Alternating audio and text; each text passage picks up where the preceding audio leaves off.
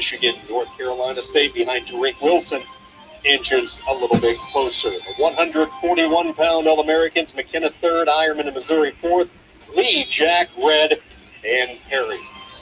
A scary situation in February when Ohio University wrestler Austin Reese collapsed from a medical complication in a match against Old Dominion. He was not breathing, had no heartbeat. CPR and a defibrillator was used to revive Reese. We're happy to say he has a great seat to catch all the action today, and he's with Billy.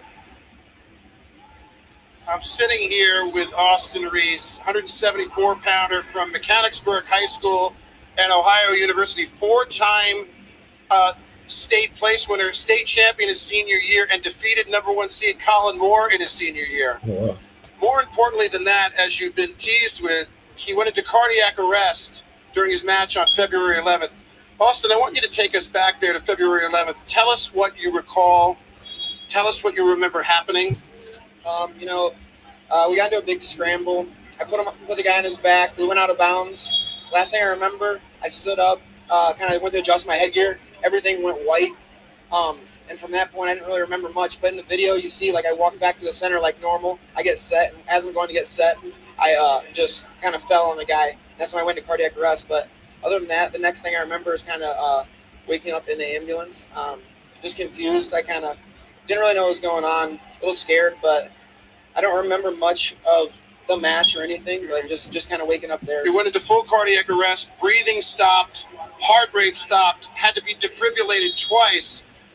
Could you tell me what that experience was like in retrospect for your teammates, for your friends, for your family? After that match, they canceled the rest of the duel, which I can't imagine watching one of my teammates that one of my best friends like go out and wrestle with like every day happen. So they the guys got to see a little bit. They started CPR. That's all they got to see. And then Coach Greenlee took him back into the wrestling room and kind of got him away from it because I think those guys were pretty shook up.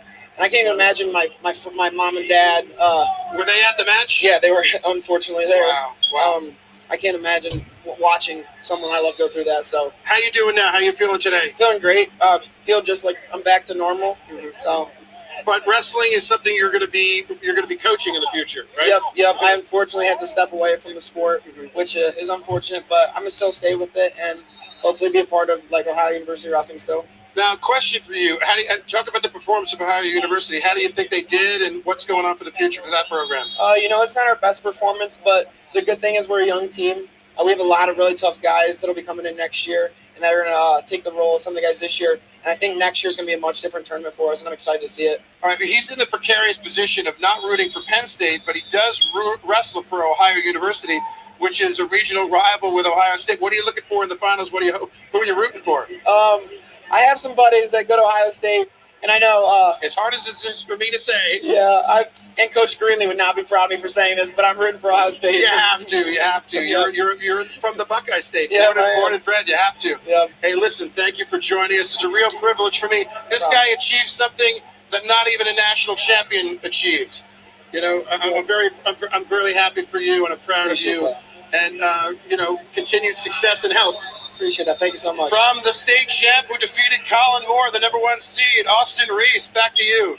What a great story, Jim. Yeah, it really was. And I heard about that almost very quickly after it happened from the officials community. And I want to tip my cap to Brian Green, official from the Pittsburgh area. Here is a chiropractor who worked closely with the Ohio training staff there. And this happened to Austin at a pretty good time and a pretty good place, being around all those trained professionals, particularly official Brian Green.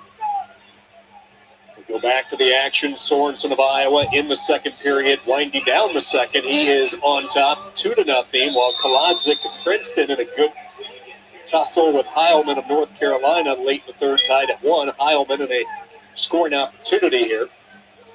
Heilman's had a nice tournament there in Kolodzik. Guy that really was down a weight last year.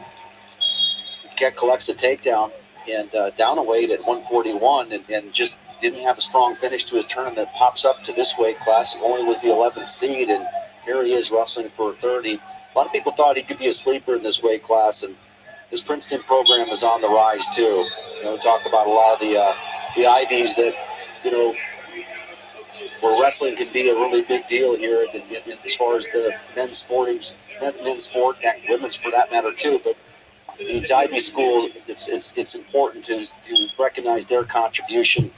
A lot of great opportunities to go ahead and wrestle and get an education with these fine schools.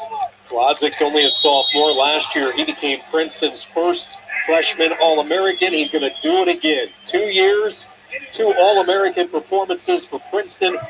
And Matthew Kolodzik raising his arm in his home state, Bellbrook, Ohio product. And he's a guy who's going to compete for a national championship. There's no question in my mind. He's got the style to be able to go ahead and do it. Speaking of a national championship, we have a former national champion battling for 7th. Jason Surtsis won it all in 2014, wearing the purple for Northwestern. Now he's in the desert in a tight one with Llewellyn from Oklahoma State. Well, all Surtsis's matches throughout his history, it seems like they've been tight.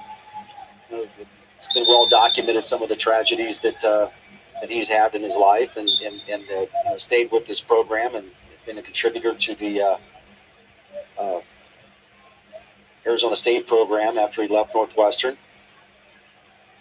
And he made it clear he wasn't leaving to try to find a better program or anything like that. He went through some real tragedy. He lost his sister in a tragic car accident. And then a month later, he lost his best childhood friend to a heart attack. So that put him in a real tough mental state, like it would all of us. Yeah, no question about it. And sometimes you wonder where you are. Yep. Then Brandon Sorenson on the left there with his win. He's 4-time All-American, 5th place finisher. A guy who's been just kind of a quiet, great example. You see the affection that the Iowa coaching staff has provided for him. He's done everything the right way. They've been very proud of the effort that he's put in. Getting back to Jason Surtsis, but he is the it's a 1-point match. There's a stall warning, looks like, on Surtsis. Riding time in favor of Surtsis. So he has the lead here. He's trying to hold the lead against Llewellyn. Llewellyn looking for the big move.